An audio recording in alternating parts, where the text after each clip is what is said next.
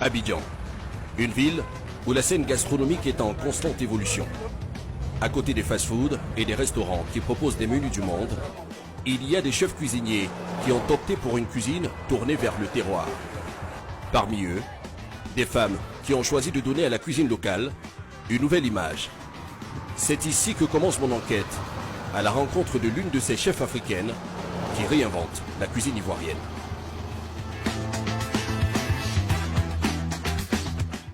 C'est dans ce quartier résidentiel qu'elle a établi son restaurant gastronomique, la Maison Akissi. Qu'est-ce que j'ai demandé? Vous avez demandé une découpe en brunoise. Quand c'est gros, on fait une découpe de précision. Quand c'est haché, ce n'est pas une découpe de précision. Ils n'auront pas la même taille. Il y en a qui seront même écrasés. Quand on hache, ça écrase. Je n'ai pas demandé d'écraser. La chef, la voici, Priska Gilbert. À 43 ans, cette diplômée de l'Institut Paul Bocuse en France a choisi de ne proposer sur sa carte que des plats essentiellement ivoiriens, revisités et modernisés. J'utilise essentiellement des produits locaux ou des produits africains, c'est-à-dire des produits de Côte d'Ivoire, mais aussi des produits du Burkina comme les fraises, des produits comme le fonio qui vient de Guinée ou même des gambas tigrées qui viennent du Cameroun. On a vraiment une pléthore d'épices locales qui nous permettent de sublimer et de rajouter du goût à nos plats. Katia, vous êtes à quel niveau? Ton coup de fouet. Regarde. Ton coup de fouet. Regarde. Tu dois faire rentrer l'air.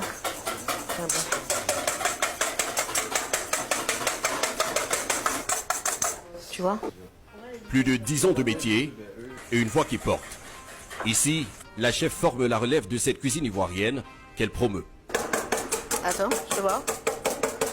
Je crois que c'est bon, hein. Je crois que c'est bon. C'est bon, c'est bon. Attends, je vais vérifier un truc. On va faire le test, on va voir si tu as bien monté tes blancs en neige. Oups, bravo, ça tient bien. Si c'était mal monté, quand on allait faire ça, ça allait glisser, ça allait tomber. Donc là, c'est parfait. Ketia, tu peux mélanger, s'il te plaît? Souris d'agneau, une sauce épicée. Précision, discipline, des valeurs qu'elle cultive chez ses stagiaires. Elle en reçoit une dizaine chaque année.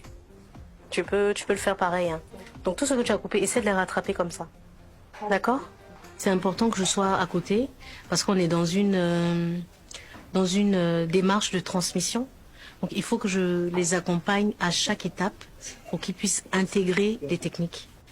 Ces stages sont importants parce que ça me permet, moi, de semer des graines. C'est-à-dire de les éduquer à la gastronomie ivoirienne, africaine. Ça s'entend.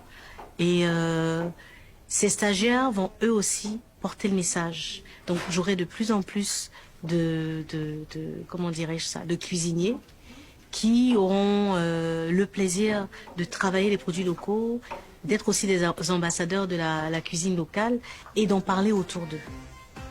À 26 ans, Ketia est à son 4e mois de stage ici. Il lui en reste 2. Comme elle est l'une des plus anciennes en cuisine, elle peut superviser le travail de ses camarades. Une supervision qui peut avoir des failles. Katia! Oui, chef. Viens, s'il te plaît. Viens voir. Regarde. Non, ce n'est pas bon. Attends, tu es sérieuse? Ça, c'est pas pour le choukouya. Non, c'est pas pour le choukouya. Ça, par contre, c'est pour le moyo. Donc, c'est en brunoise. C'est beaucoup plus petit. Ici, c'est toi qui es la plus gradée, si je veux dire. Donc, tu dois donner de bonnes instructions. Sinon, elle fera ce que tu lui dis de faire. D'accord?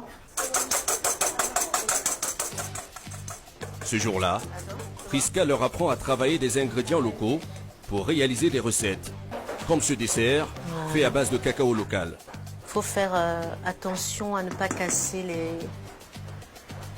les blancs pour pouvoir conserver la texture aérienne, légère et onctueuse en même temps de la mousse. Avec chef Priska dans la cuisine, elle est un peu strict. Un peu strict, un peu doux. Mais dans la cuisine, elle est strict, très strict même. Quand tu es lente, quand tu ne fais pas bien ton service, quand elle t'a montré un dressage que tu as mal fait, elle vous réprimande sur ça. Merde, la gastronomie ivoirienne. Aïe, aïe, aïe, je ne peux m'empêcher d'en parler. Parce que franchement, c'est un gros mystère. En Afrique, les Ivoiriens là, vous êtes... Vous êtes qui même? Vous êtes sûr que c'est le même Dieu qui nous a créés, qui vous a créés? Je dis ça parce que vous avez une culture qui est tellement convoitée. Vous avez une culture qui est tellement observée.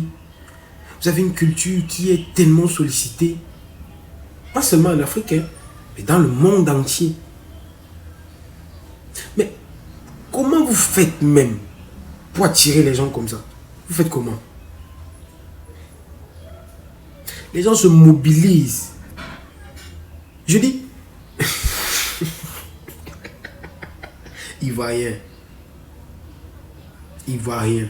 C'est-à-dire, vous mobilisez l'intelligence des gens sur votre culture. C'est-à-dire, les gens essayent de comprendre. Les Ivoiriens là, ils font comment? Vous faites comment même? C'est-à-dire, vous êtes tellement complet au point où chaque jour qui passe, les gens veulent comprendre de plus en plus votre culture. Vous dites que votre histoire de gastronomie là, franchement, moi je me pose les questions. C'est quoi même vous utilisez? Pourquoi les gens aiment vos repas comme ça là même? C'est-à-dire tous les jours, tu ne peux pas défiler sur internet sans qu'on ait parlé de la gastronomie ivoirienne. Vos ingrédients, c'est vous-même qui les fabriquez ou bien, dites-moi un peu. Quand on regarde seulement, ça donne de l'eau à la bouche. Les scientifiques de la gastronomie, bien sûr, parce que là, il s'agit de manger. Ils mettent toute une étude sur la gastronomie ivoirienne parce qu'ils veulent comprendre comment est-ce que vous faites. Comment est-ce que vous faites pour mobiliser autant de gens sur votre culture? C'est ça qu'ils veulent comprendre. Vous savez, les Ivoiriens, moi je vous aime beaucoup parce que vous avez votre pays qui est la Côte d'Ivoire et vous avez la mentalité. Maintenant, la mentalité n'a rien à voir avec le pays. C'est-à-dire que c'est votre mentalité là que vous développez qui fait développer votre pays. Tout en sachant que le pays peut se développer sans que les habitants ne se développent. Vous voyez ce que je veux dire? Ça veut dire que vous savez toujours trouver des astuces pour que ceux qui sont autour de vous vous apprécient et vous donnent bonne impression.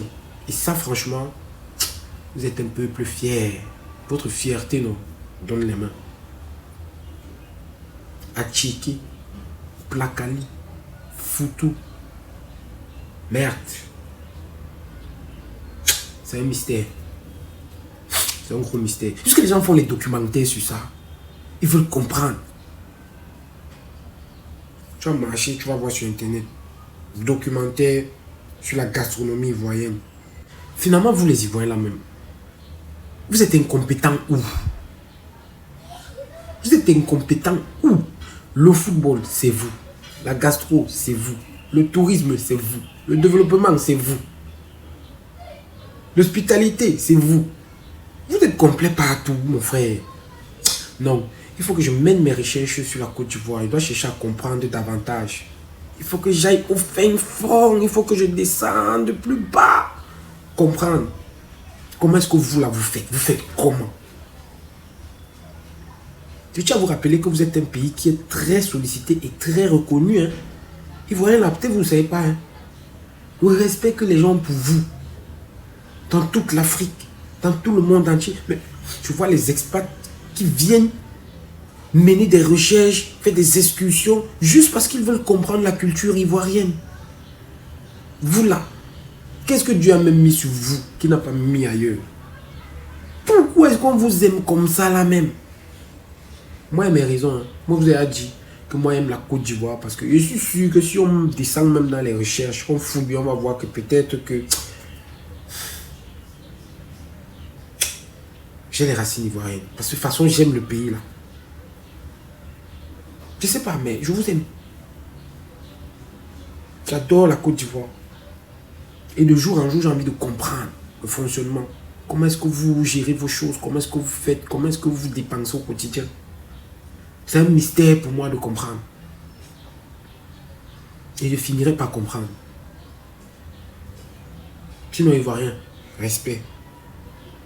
Vous savez, il y a les pays que les gens aiment parce qu'ils savent que ce sont des pays exploitables. Les Blancs, la plupart des temps, quand vous allez les voir dans un pays, c'est parce qu'à la base, ils savent que le pays là, ils vont l'exploiter.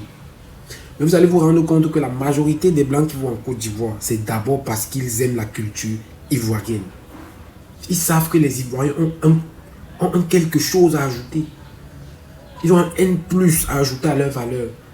Parce que ce sont des gens qui se comportent différemment. Dans les autres pays là, moi très rarement j'ai vu les Blancs parler d'un pays comme je les vois parler de la Côte d'Ivoire.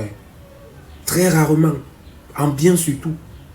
On ne dit que du bien de vous sur internet, mon frère. Donc vous là, vous n'avez pas d'handicap. Non. Côte d'Ivoire là, franchement, vous là, Dieu vous a béni. Côte d'Ivoire, Ivoire, vous connaissez la valeur de l'Ivoire. C'est pas pour rien que vous appelez Côte d'Ivoire. Vous êtes des champions d'Afrique. Et même par force, les gens vont respecter votre culture.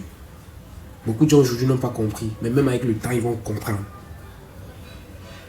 Ils vont comprendre. En tout cas, moi là, Côte d'Ivoire, gastronomie, je suis dedans. Tous les repas là, moi, j'ai goûté ça. Tout ça, je vais goûter. Même s'il faut que je commande, on me met dans l'avion, on m'envoie ici au Cameroun. J'ai goûté ça. Big up à vous les Ivoiriens, on est ensemble.